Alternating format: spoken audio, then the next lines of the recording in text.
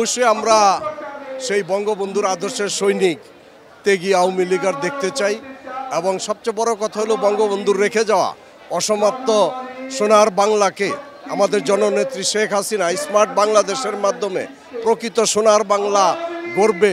সেজন্য আমাদের বঙ্গবন্ধুর সৈনিকদের যা যা করা দরকার সেই শপথই আমরা আজকে নেব এবং ৭৫ বৎসরের আওয়ামী লীগ আগামীতে আরও শক্তিশালী হবে এবং আরও শক্তি সঞ্চয় করে এগিয়ে যাবে নতুন বাংলাদেশ গড়ার জন্য। এটাই আজকে আমাদের শপথ।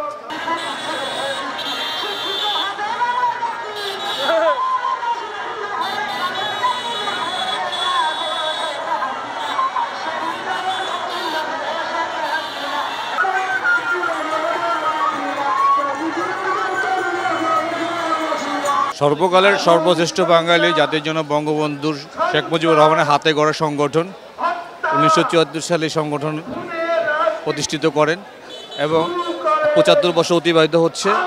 বঙ্গবন্ধু যে স্বপ্ন ছিল সেই স্বপ্নকে বাস্তবায়ন করার জন্য জননেত্রী শেখ হাসিনা হাল ধরেছেন এবং জননেত্রী শেখ হাসিনার নেতৃত্বে দেশ সামনের দিকে এগিয়ে যাচ্ছে। ডিজিটাল বাংলাদেশ থেকে স্মার্ট বাংলাদেশে পরিণত হচ্ছে। আমাদের প্রত্যাশা যে আওয়ামী লীগের নেতৃত্বে বাংলাদেশ সামনের দিকে এগিয়ে যাচ্ছে এবং বিশ্বের দরবারে বাংলাদেশ একটি প্রতিষ্ঠিত দেশ হিসেবে প্রতিষ্ঠা লাভ করবে।